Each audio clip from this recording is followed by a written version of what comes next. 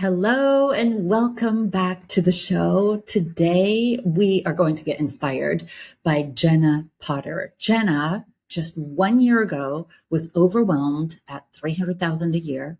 She joined the program just 12 months ago and was able to double her revenues to 600,000 a year. She just took a full month of vacation to be with her family and to travel to several countries. The team took care of everything. And she is such an example of how you can double your revenues and take more time off in just 1 year. Let's get into it.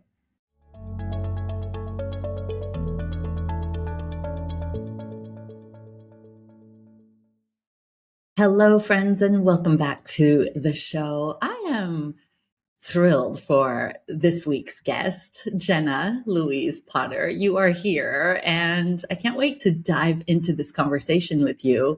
You were a listener of this podcast, and it was actually this type of episode that got you to think bigger about your bigger future. And Absolutely. I just want to say welcome to the show. It's like a full circle moment to have you here. Before we talk about that, would you explain to us what you do, what your business is? Sure. Hi, everyone. My name is Jenna Potter, and I am a portrait photographer based in Hong Kong. I'm actually originally from South Africa, but I moved to Hong Kong 16 years ago, and I had this intuition and this feeling that Hong Kong was meant for me.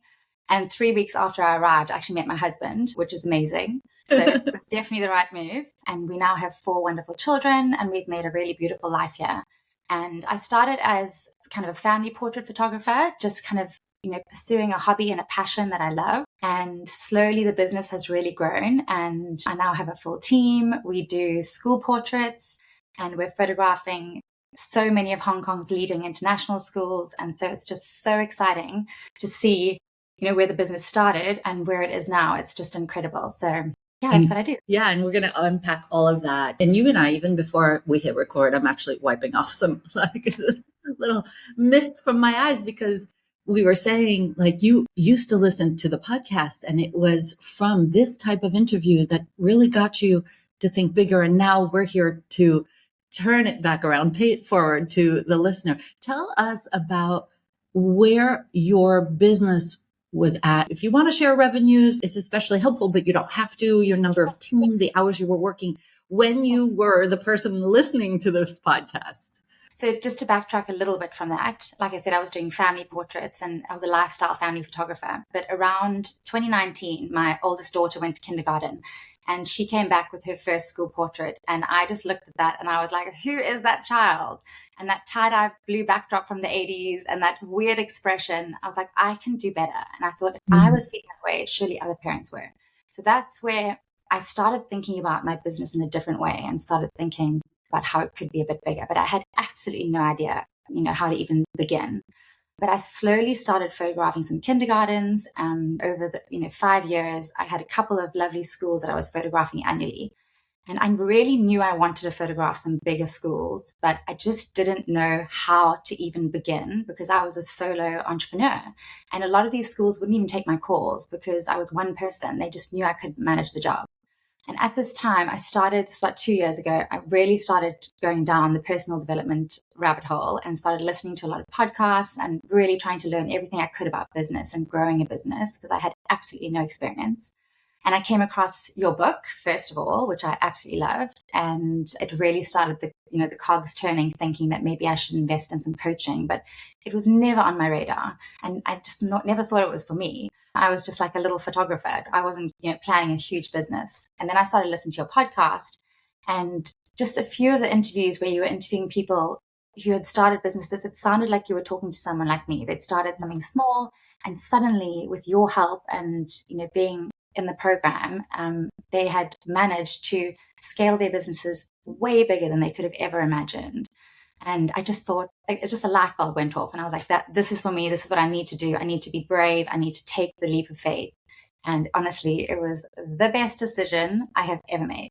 I believe that you doubled your annual revenue in just 1 year. 1 year. Yeah. So in 2024, I'd got my business to about 300,000 in annual revenue, which I was thrilled about. As a solo entrepreneur, I was so happy with that. I, was very proud of myself. But I knew that it was just the tip of the iceberg and that there was so much more, but I just could not do it on my own. I didn't have the skills on how to even begin scaling a business. So when I joined Boldheart, obviously I've been in the program for a year now, and I have learned so much. And after being in the program for a year, I managed to double my income from 300 to 600. And it's just, the sky's the limit. I'm so excited, and I don't feel nervous anymore. I don't feel like there's any ceiling. I feel like I can just do so much.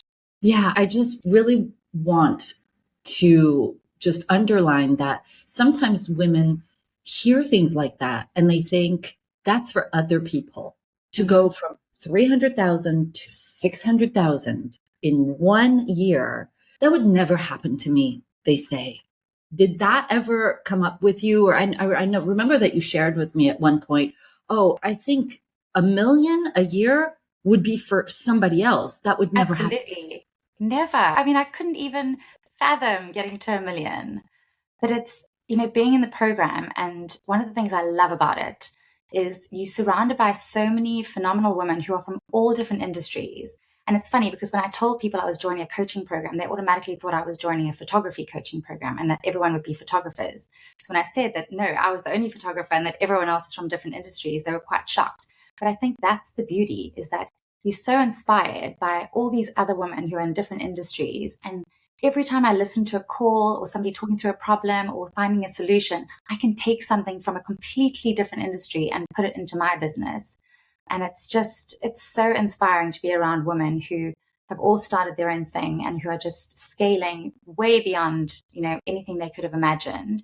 And every story is just so inspiring. So the more you hear it, I think that's the key, is that being in this program, you're constantly hearing these success stories and you're hearing these stories. And it gets drummed into you, I guess, that of course it can happen to you. It's not abnormal. It's completely the norm. And that's the thing. You normalize getting to 1 million, getting to 7 figures with your life back. Yeah. This whole idea that 600,000 would have maybe been a stretch for you to even think about ever reaching. Now you did that. You way blew past 500,000 a year in just, I think you even had a month that was 160K, wasn't it? Yeah, I did. That was crazy. But I'm trying to stop saying things like that, because it's not crazy. It's not crazy. It's normal. This is the norm. Yeah. It's super exciting, but it's not crazy. Yeah.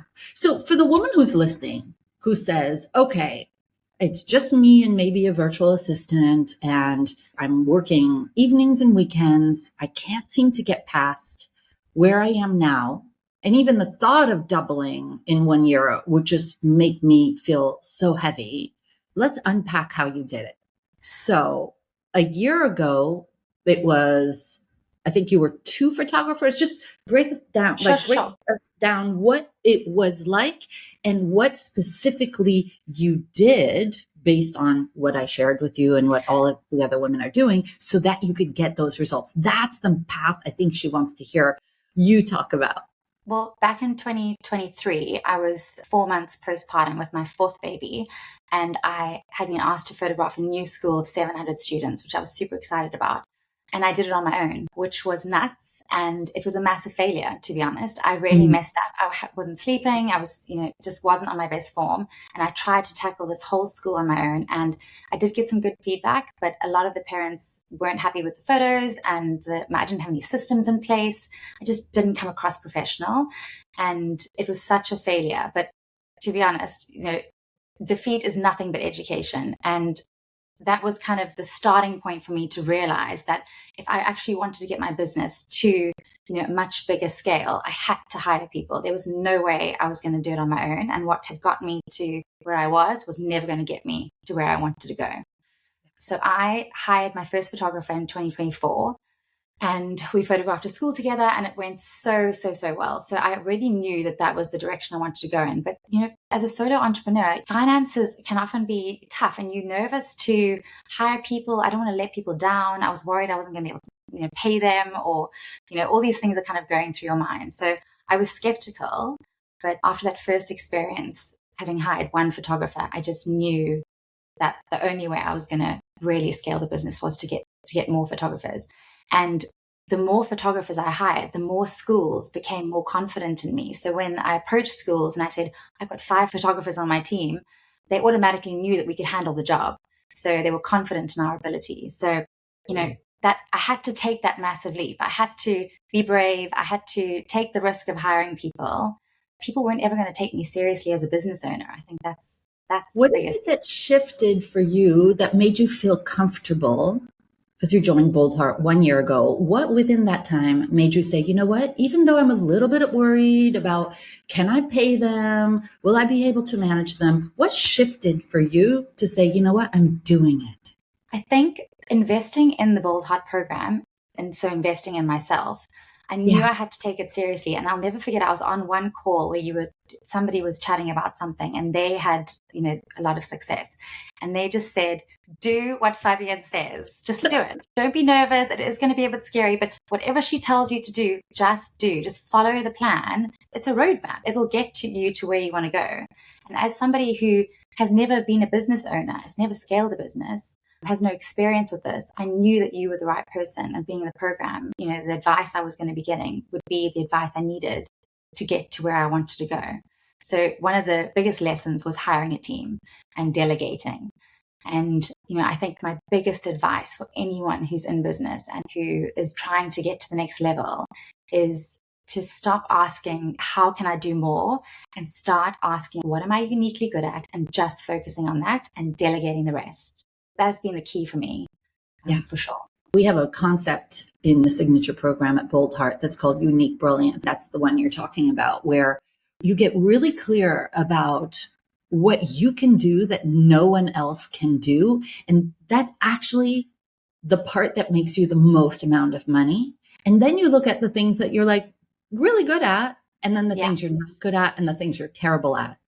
And when you realize that most of your time you're doing things that you're not that good at or you're terrible at, and you're not making any money at it, those are the things that you eliminate, automate, or delegate immediately so that you can move up into that quadrant of your unique brilliance. I guess I'm teaching in this moment, just to pick up on your thread.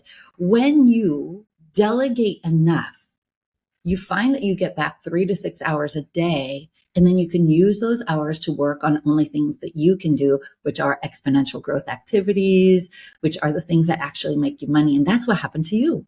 Absolutely. I mean, the problem is when you start your own business from scratch, I had a lot of imposter syndrome, to be honest. I taught myself how to use a camera. I was a nanny when I first moved to Hong Kong, and I started photographing the kids that I was looking after. So kind of taught myself on YouTube, and it was very much a piecemeal kind of education, but I had a real passion for it. So I feel like, you can learn anything if you're passionate and you're really driven. But I did have a lot of imposter syndrome around not having any formal education in photography, and would I ever be taken seriously as a photographer?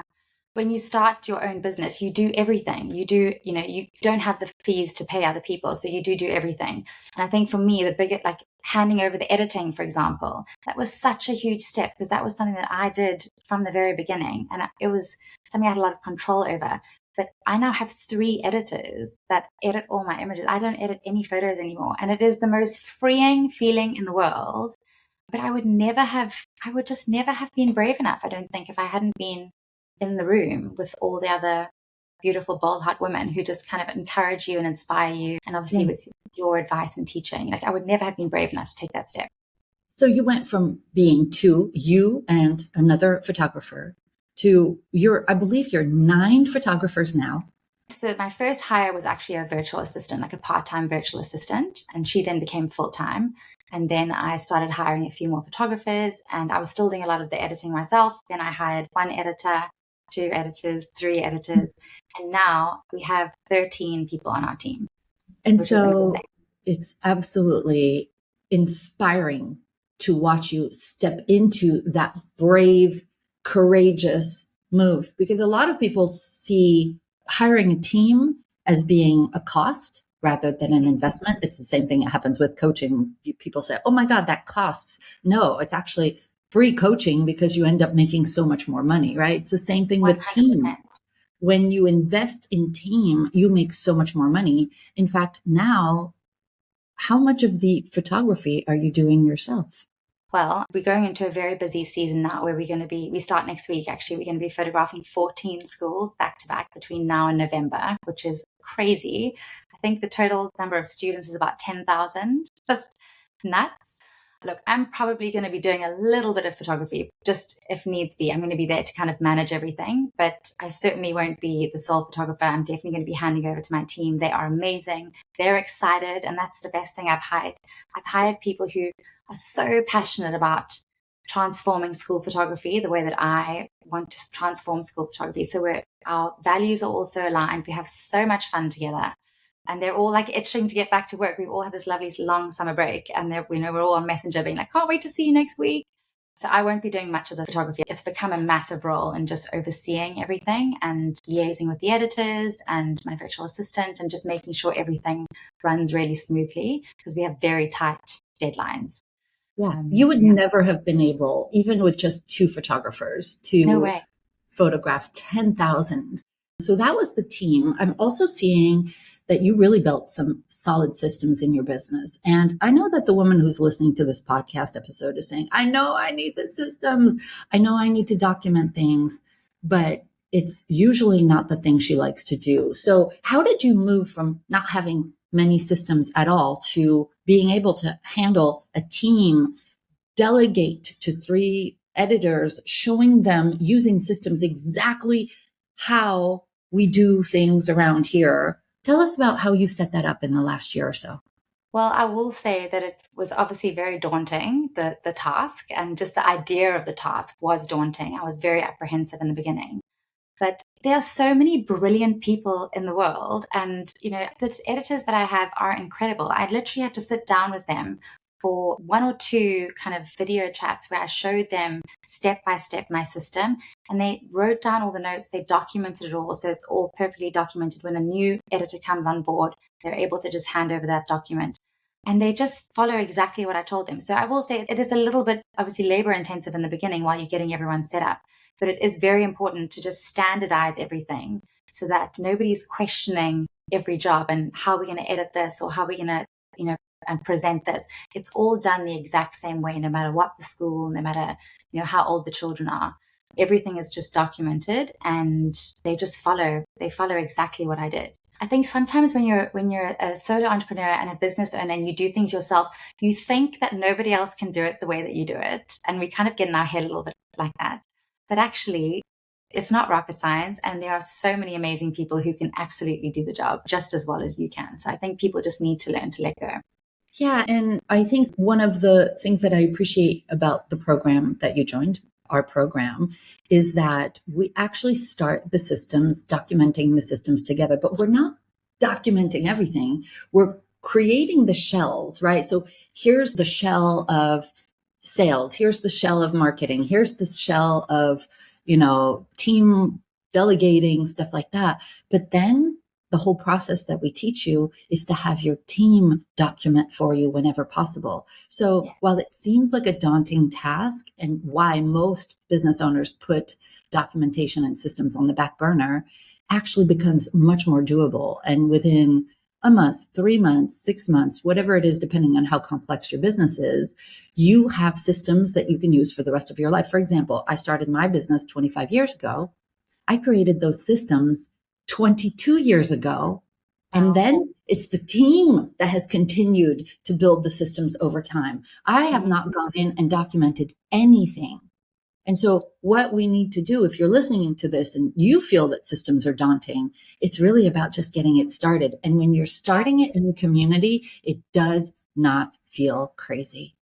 Not at all. And I think it's also important to kind of, as you say, you kind of set that shell, that structure, but they can then tweak it and kind of, amend it as time goes on. And as things change, maybe the way you do things kind of changes slightly, they can then amend it, and it's just constantly evolving. It doesn't have to be, something that's set in stone for the rest of your business. You can, of course, evolve it. Yeah. And here's what I'm hearing. You shifted 3 really big things, Jenna. Number 1, you shifted the team, right? So you got yourself supported, which means that you didn't have to carry the whole load of the business on your shoulders. Number two, everything was documented, which means that people don't have to come to you and say, Jenna, can you look at this? Jenna, what do you think about this? Right. And number three, you shifted your business model, which means little by little, you didn't have to be the only photographer. You've built all of these other layers of exceptional photographers. So there's the team, there's the systems, there's the business model. You got back your time. And using that time, you went after bigger projects. Do you mind telling us what you're working on, what's happened now that you've got so much of your time back? Well, I'm really starting to think about how I can help other photographers who are maybe stuck in just, the mindset of only doing family photography, and hoping to educate them on how they can get started on school photography. It's still a work in progress. I'm not anywhere near launching just yet, but I would love, love, love to help photographers like me kind of 8 years ago who thought that was the ceiling, that that's all they could ever do, and just show them how their talent of working with children and photographing children in a really beautiful, authentic way, they can actually scale to a business way bigger than they could ever imagine. It doesn't just have to be, a small photography business and with just them. So I would love to help other people. So I want you, as a listener of the podcast, I want you to hear what Jenna just did. First, she's already told you that she's gotten her business to 600,000 in just 1 year. And you and I have discussed, you'll probably reach 1 million within the next 12 months. Would you say that that's probably on target? We're hoping, yes. Yeah. So in just 2 years, from 300,000 to 1 million, that is her primary business. But this happens all the time at Boldheart. Once you've got your primary business already on track or at 1 million a year, and you have all of this time, naturally you start thinking about, what else can I do? How else can I use my time? And it is not unusual for somebody to build another version of the business, another angle, or another totally different business to 7 figures much faster, because you've got the team, you've got the systems mindset. You already realize that you don't have to be in the business for it to work. It's so normal and easy to start another 7-figure business. And that is exactly what you just shared, Jenna. Even though that business isn't launched yet, that mindset is already in place. My mindset has changed so much since I started Boldheart. Honestly, my husband jokes with me. He's like, "Who are you?" in a really positive way. Yeah. But we get one life. We've got to just make the most of it and just go for these massive dreams. And, who cares if you fail along the way? It's all learning. But I just think, just go for it. You have nothing to lose. Yeah. And I actually just want to talk about that, because mindset is such a big part of the program. We actually have a mindset first methodology. I think you shared with me that making the investment in yourself and just saying, you know what, as I invest in myself, I've never had coaching before. I've never invested in myself or my business in this way. That was your first step in declaring, I believe in myself. Can you talk about that? 100%. Like I said, I'd never had any coaching before because I just didn't think it was for me. But I did have this intuition, I guess, that I was made for more. But I just knew I needed to be in the room with other women who that was the norm for. So that could just be infiltrated into me, if you know what I mean. This constant source of inspiration where, of course, you can do anything, and just beautiful ideas and inspiration, which is just nonstop. And every conversation I listen to, every Zoom call I'm in, every room I'm in ever with Boldheart, I just leave feeling so inspired and like I can achieve absolutely anything. The sky is literally the limit. So I think that is key. So many women, especially, you've started your own business. It's tough. We've got families, we've got kids, we've got demands. Investing, in yourself and in a program like this can sometimes feel maybe a little bit selfish. There's, a lot of other stuff going on, but it has hands down be the best thing I've ever done for myself and for my family, because it's helped me grow my business, which ultimately helps them as well. Yeah. And, sometimes we come up to the edge of saying, oh, I think I'm going to make this investment in myself. Oh, this is going to be good for me. But there's this fear. Was there a fear for you? And if so, what was it? And how did you overcome it and say, you know what, I'm actually going to do it even if I'm scared to invest in myself? I think, to be honest, after reading your book, I felt very clear on that we were very aligned, and I felt like you were the right person that I needed coaching from, to be honest. I felt Boldheart, and after listening to the podcast as well. I loved listening to all the episodes because every time I listened to an episode, it really sat really well with me, and I just felt very inspired.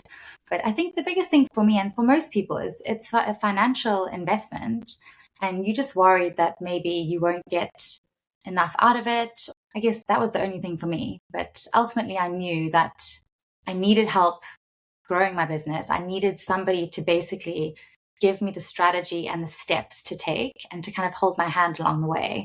And after having the introduction call with one of your staff members, that call was so beautiful. I just loved talking through everything. Everything felt very aligned. So for me personally, it was just financial. I knew after listening to the podcast and reading your book that I was going to get a lot out of the program. Yeah.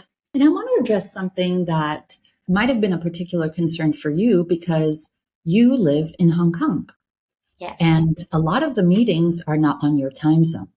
No. And someone like you could have said, you know what? I'm not going to get a lot of value because I can't attend everything live. Let's just, call it what it was. And yet you were able to make it work, right? Because everything is recorded. Sometimes you would show up in what was the middle of the night for you and you couldn't stay for the entirety of the meeting.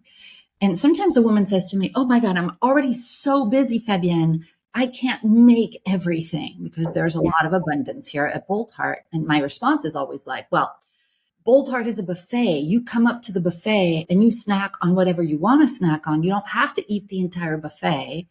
And you were able to create these results, not being able to physically be there for everything. Can you talk about that experience? Because it was a really real one.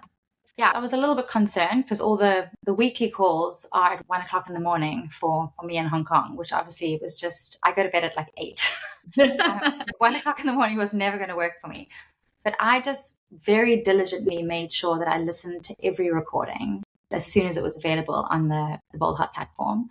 And I still get so much value out of it, just listening to everyone else's concerns or things that they're working through. It's so often things that all of us are working through within our different industries. So I could still take so much from that. I also think, we know quite far in advance when the 2-day intensive events are. So I was able to block out my calendar, and on a couple of occasions, not all, but on a couple of occasions, I actually took myself to a hotel. And I just said, I'm going to pull an all-nighter and I'm going to be online and I'm going to sleep the whole of the next day. So that is one way that I did make it work. But I will say that being in your pod group, which happens monthly, I do that at 5:00 in the afternoon. So it's a much smaller group. I absolutely love those sessions because we all really get a chance to discuss what's going on in our business. And it's a smaller group, more intimate. Those are always at a time that work for your schedule. That's where you mastermind with the other women. They've become your board of directors and they've become your friends within the program. For sure. As I said to Mary Pat, who's our leader, those monthly sessions hold you so accountable because at the end of every session, what you've talked through, you discuss what you're going to be working on over the next month. And, I don't want to get to the next month and then tell them I haven't done anything. Yeah. Because they're to help. So it really holds you accountable month to month, even if you can't make all the other sessions, which I don't often, sometimes I do miss a few and, life's busy. But those monthly sessions, for sure, those pod groups are very, very valuable. Yeah. And because of those, you are able to get that loving accountability, but without it being like a negative thing. It's something you look forward to showing up. Absolutely. I did it, ladies. Yeah. Yeah. I love being able to tell them what I've achieved. It definitely makes you feel good.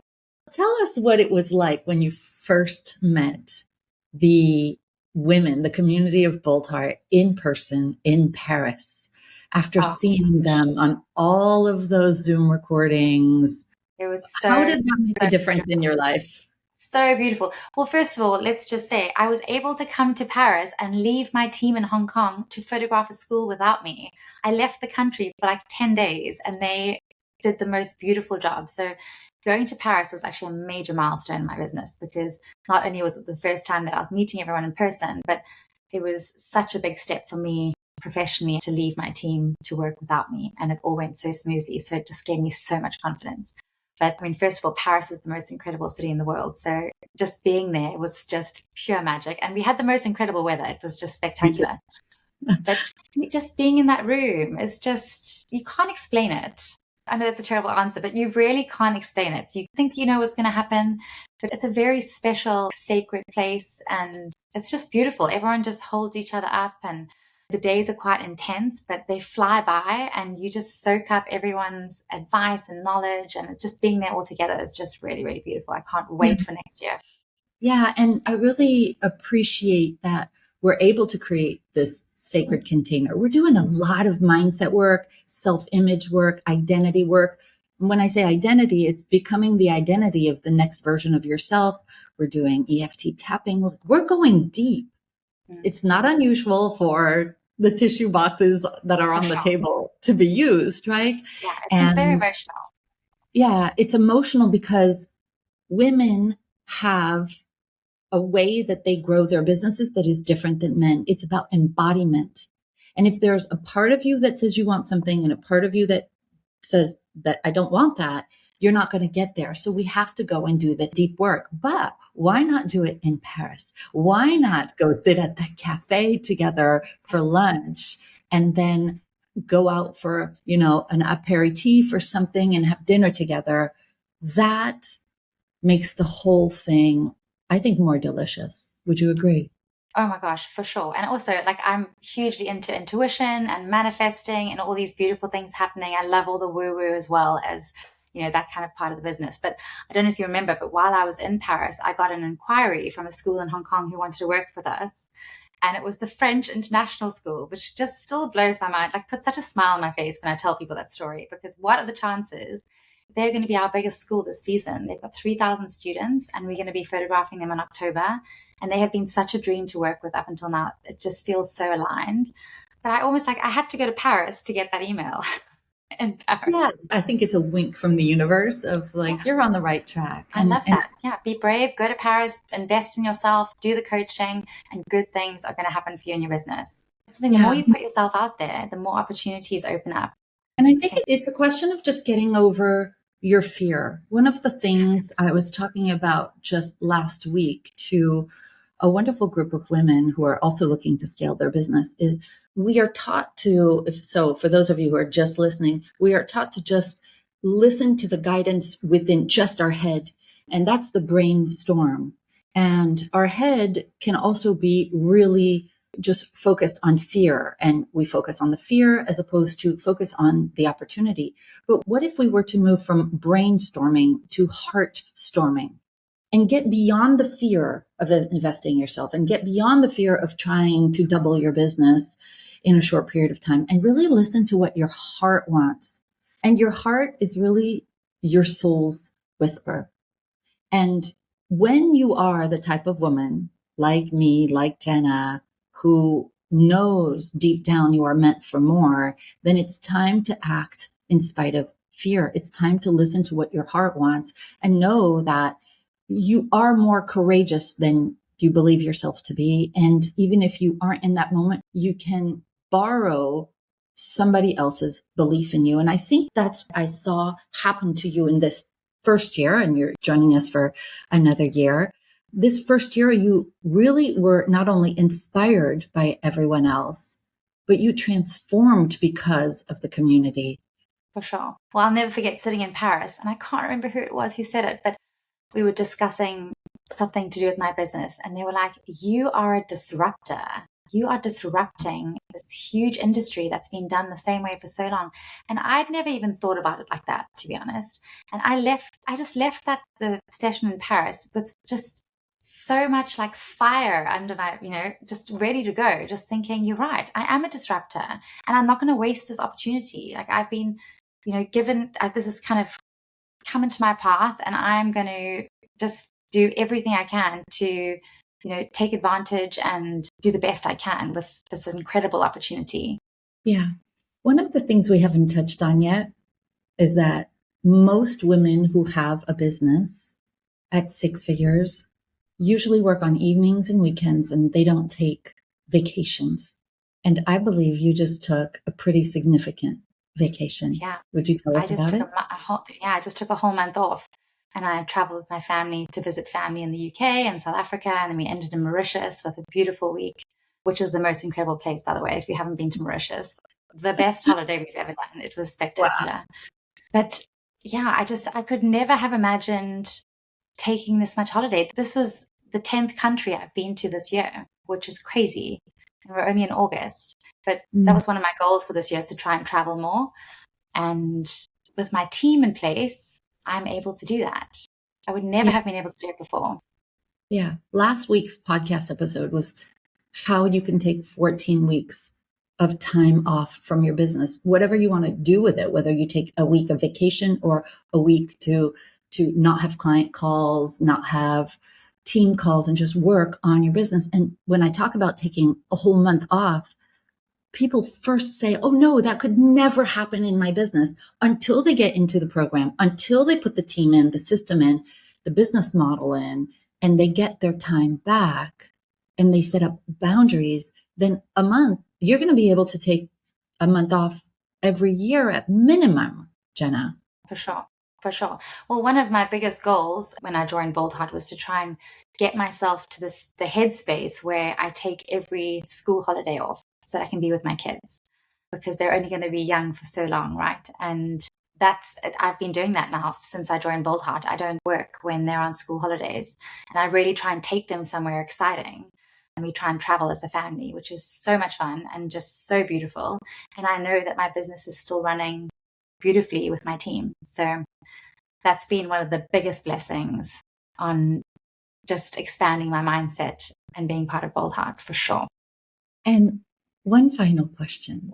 How has the increase in revenues in your business increased your quality of life at home? Well, we've been doing some really beautiful holidays. I won't lie. I do like a luxury hotel. I won't lie. To be honest, I'm the breadwinner in my family at the moment. So just being able to provide for my family in a way that my kids go to a great school, we live in a beautiful neighborhood, and we get to travel a lot. I would never be able to do any of these things if my business hadn't scaled to where it is. So yeah, we're very, very blessed. And it definitely is a driving factor in me carrying on working hard and growing the business, because it is beautiful to see the benefits and reaping the rewards of hard work and strategic work with Boldheart. Putting teams in place and systems in place and being smart about your business is so, so important to be able to live the lifestyle that you want to live, for sure.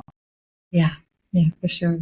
So, what would be words of advice that you would give to a woman who's perhaps in your before of the before and after story? And of course, we may even have you back here in a year when you've likely crossed the million in just 2 years. I would love that. Let's just set that as an intention so we can hear in real time what you've put in place. But the woman who's listening today, who's overwhelmed at six figures, mid six figures, what do you want to say to her to give her the courage to make the changes that she knows she needs to make? I think the biggest thing is just to be brave and to believe in yourself, and to know that it's incredible that you've managed to get yourself to six figures on your own and by wearing all the hats in your business. But to truly give yourself the gift of expanding and taking things off your plate without sabotaging revenue and growing your revenue, you do have to let go a little bit, learn to let go and to trust other people. And hiring a team and getting people on your side and on your team, it can be the most beautifully rewarding experience. The teammates, the photographers I got on my team have become some of my best friends. We don't feel like we ever work. It's just such a beautiful experience. We have so much fun.